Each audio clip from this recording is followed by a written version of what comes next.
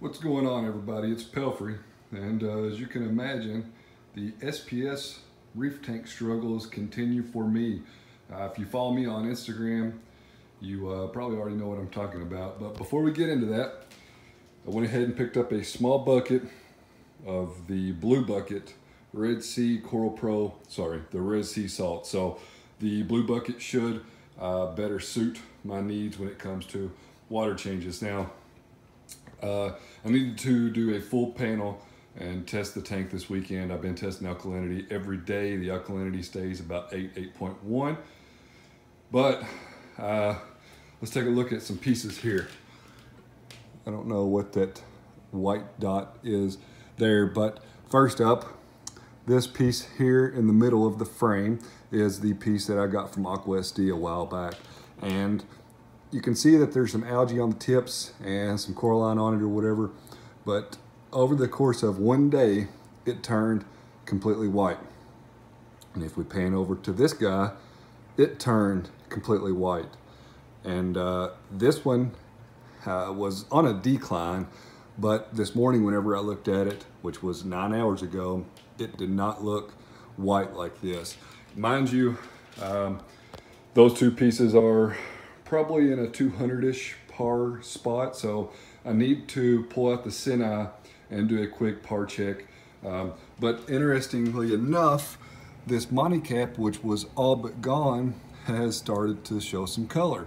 Again, with this guy right here, it's starting to show some color. So I have no clue what's going on with any of these pieces. That's another piece that I purchased here locally a month or so ago. I can't really remember, but I'm going to do my best to keep this battle box alive. I have no clue what's going on with this tank. I have absolutely no idea what's going on with it. So, I mean, this piece, like I said this morning, it was not white like that at all.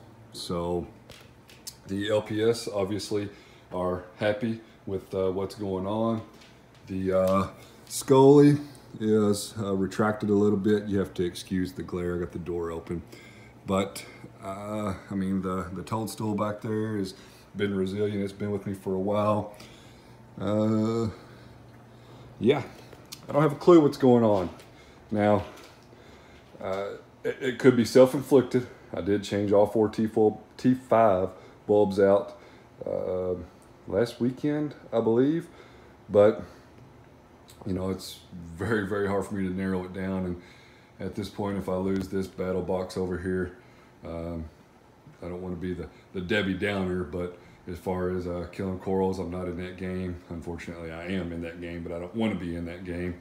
And spending a lot of money on corals that I can't keep alive. So I don't know what's going on. I know everybody's going to say, well, leave the tank alone, leave the tank alone. And I have been.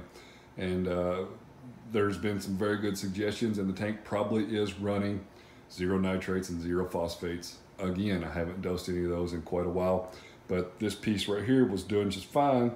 And then over the course of a week or so, it declined, and then today, gone. Please excuse the glare, but as I'm looking at the tank, this piece was knocked off of a rock, and I'm unfortunately gonna have to get my hands in the tank and get him glued back on a piece of rock.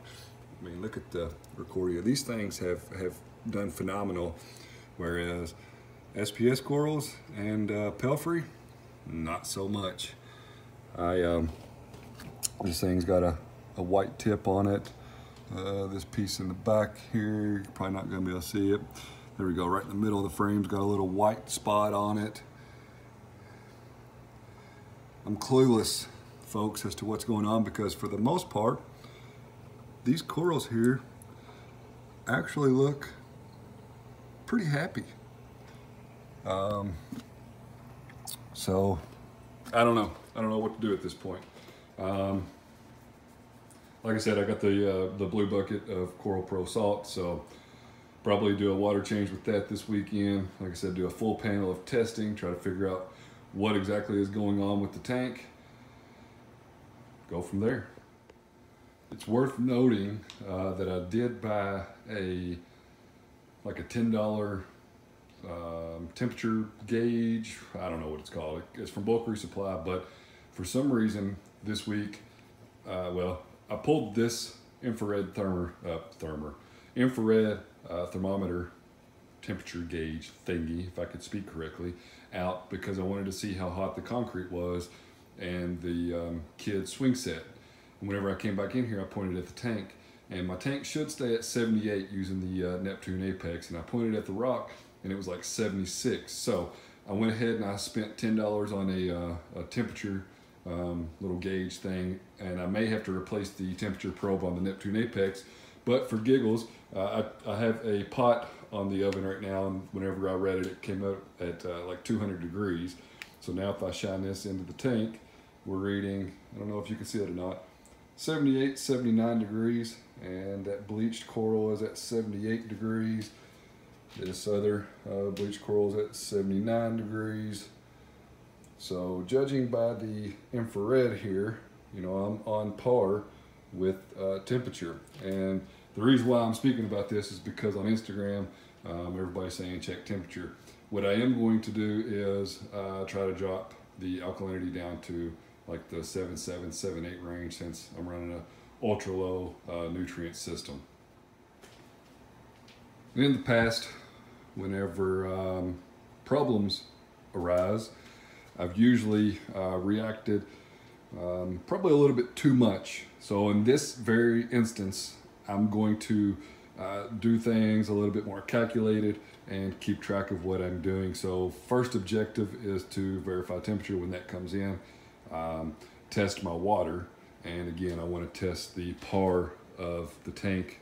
Me changing all 4 of the T5 bulbs could very well be my issue right now. So, you know, live and learn. But, you know, truth be told, I don't know, you know, Coraline is some people say it's good, it's whatever, it's your tank is thriving or whatever, but my gyre pumps are again getting covered in Coraline algae. So, you know, I don't know, this tank has always had Coraline algae, but you know, I pointed at this Monty cap over here because it's strange. It was all the way gone. No orange or red on it whatsoever. And it started to come back a little bit. You probably can't see this snail right here, but it's hilarious because it's got some like bubble algae on it or whatever. And I do have a little bit of bubble algae on the tank right there on the overflow. And you know, I'm not that worried about bubble algae. I do want to also mention that I've never claimed to be a pro at this. The videos, number one, are just me documenting the process and the screw-ups that I bring on myself, but more importantly, asking for help. And you know, between YouTube, Reef to Reef, and Instagram, I very much appreciate all the input that everybody gives me. You have no clue how much that means to me, besides me saying thank you. And for what it's worth, I do appreciate it. And again, I want to say that I'm definitely not a pro. I've done a lot of bad things, obviously, and I like to change things, but you know, I'm learning, and you know, I'm going to keep pressing through. I know I said something about the if I lose the battle box that's over here, then that might be it for me for with the SPS, and that's probably a true statement. You know, I'll throw some softies in the tank and make this a Euphilia tank and whatever, and be done with it. I've said it before, I keep coming back to SPS, but I really don't want to be going around this revolving door like I've been going around for quite some time. But it was mentioned to me also that maybe some coral stung the corals that have bleached out, and that's not possible just because there's nothing else around them. Pulled out the 2 pieces here. That was dead Euphilia, and that was a frag that's been gone for quite some time. But you can see that this piece was one of the new pieces that I got. I think it was like a strawberry shortcake. Picked this up locally, and I mean, it is white all the way to the face. And this piece here, the only reason it's got color on it is because that's actually coralline algae growing on the frag. But again, I have corals in a bucket. The last topic to touch on real quick is source water. So I do make 80 gallons of water and store it. The TDS meter on the Rody unit says 0, and I have a handheld TDS meter that says 0. So I don't think that it's a source water issue. However, I was actually going to order new filters this last week from SpectraPure, but they were out of stock on the filters that I need. So as soon as they come in stock, I'm just going to go ahead and get new filters and get those replaced, just because in the grand scheme of things, it's a small price to pay for, you know, what we're keeping in our tanks. So, you know, 40, 50 bucks for some new filters, and just be done with it. So as always, I appreciate you following along. Appreciate you helping me along this journey. I know that there's not been a lot of positives in this particular video, but they're coming.